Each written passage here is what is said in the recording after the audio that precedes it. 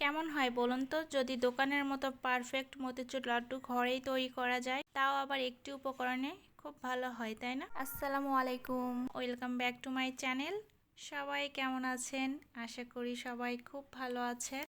আজকে আপনাদের সাথে শেয়ার করব লাড্ডু রেসিপি, যেটা কিনা আমি মুগের ডাল দিয়ে তৈরি করেছি। মাশাআল্লাহ, দেখতেই তো পাচ্ছেন কতটা সুন্দর আর পারফেক্ট হয়েছে। তো চলুন কথা না বাড়িয়ে মূল রেসিপিতে চলে যাই। রেসিপি তৈরি করার জন্য প্রথমে নিয়ে নিচ্ছি 1 কাপ মুগের ডাল। এখানে আমি কাঁচা ডাল নিয়ে নিয়েছি। ডালটি ভেজে নেওয়া যাবে না, কাঁচাই দিতে হবে। তো এখন ডালগুলোকে আমি খুব ভালোভাবে ধুয়ে নিব।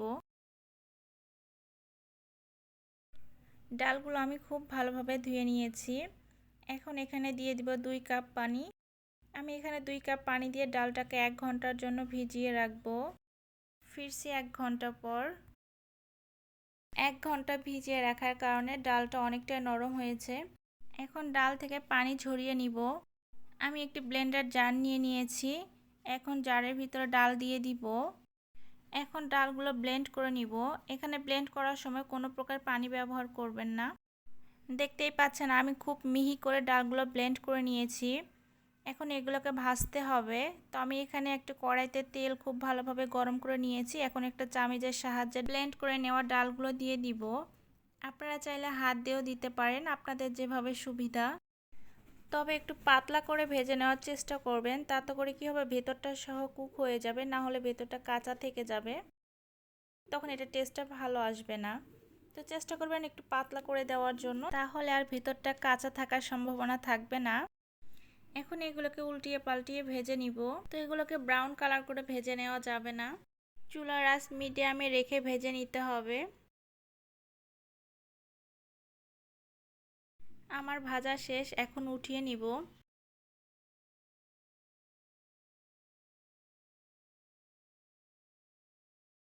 দেখতেই পাচ্ছেন আমি কিভাবে ভেজে নিয়েছি। এভাবে ভেজে নেওয়ার চেষ্টা করবেন। এখন আমি দ্বিতীয় ব্যাচগুলো ভেজে নিব। আপনারা চাইলে এক ব্যাচে সবগুলো ভেজে নিতে পারেন, আমি এই 2 ব্যাচে ভেজে নিচ্ছি। এগুলোকেও চুলার আঁচ মিডিয়ামে রেখে ভেজে নিব।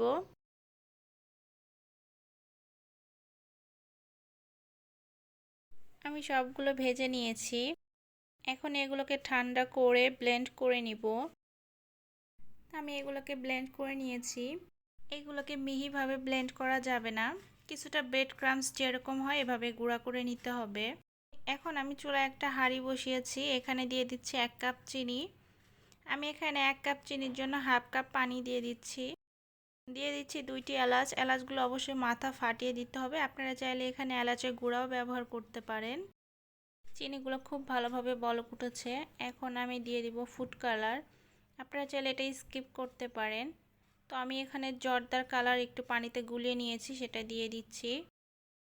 তো এই পর্যায়ে চিনি শিরাটা জাল দিয়ে বেশি ঘন করে নেওয়া যাবে না। আমরা যে পরিমাণ পানি দিয়েছি তাতে 2 থেকে 3টা বলক আসলে শিরাটা তৈরি হয়ে যাবে। এই পর্যায়ে ডাল ভেজে গুঁড়া করে রেখেছিলাম সেটা দিয়ে দিব। এটা দিয়ে শিরার সাথে খুব ভালোভাবে মিশিয়ে নিব। এই পর্যায়ে চুলার আঁচটা মিডিয়ামে রাখার চেষ্টা করবেন। তো আমি এগুলোকে খুব ভালোভাবে মিশিয়ে নিয়েছি। এখন দিয়ে দিব 1 চামচ ঘি। ঘি দিয়ে আমি খুব ভালোভাবে মিশিয়ে নিচ্ছি। আমি এখানে কিছু ড্রাই ফ্রুটস দিয়ে দিচ্ছি।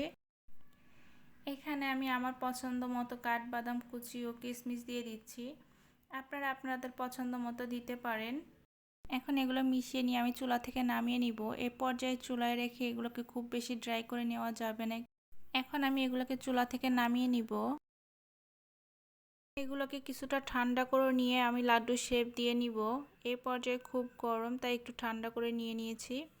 এখন আমি লাড্ডু শেপ দিয়ে দিচ্ছি। তো লাড্ডু শেপ দেওয়ার আগে অবশ্যই হাতে একটু ঘি মেখে নিতে হবে। দেখতেই পাচ্ছেন আমি কিভাবে লাড্ডুগুলো তৈরি করে নিচ্ছি। আপনাদের সুবিধা মতো আপনারা তৈরি করে নেবেন।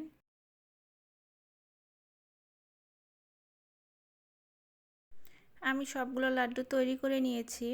তো আমি উপর থেকে এখন একটু কাঠবাদাম কুচি দিয়ে দিচ্ছি ডেকোরেশনের জন্য।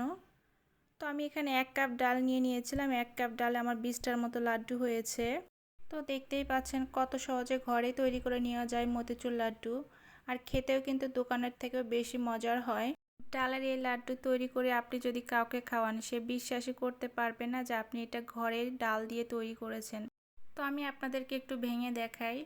তো দেখতেই পাচ্ছেন ভেতরটা কতটা জুসি, দেখতে কতটা লোভনীয়। এই লাড্ডুটা একবার খেলে বিশ্বাস করেন বারবার খেতে ইচ্ছা করবে। ভিডিওটি ভালো লাগলে অবশ্যই লাইক, কমেন্ট, শেয়ার করবেন এবং সাবস্ক্রাইব করে আমার চ্যানেলের পাশেই থাকবেন। সবাইকে ধন্যবাদ।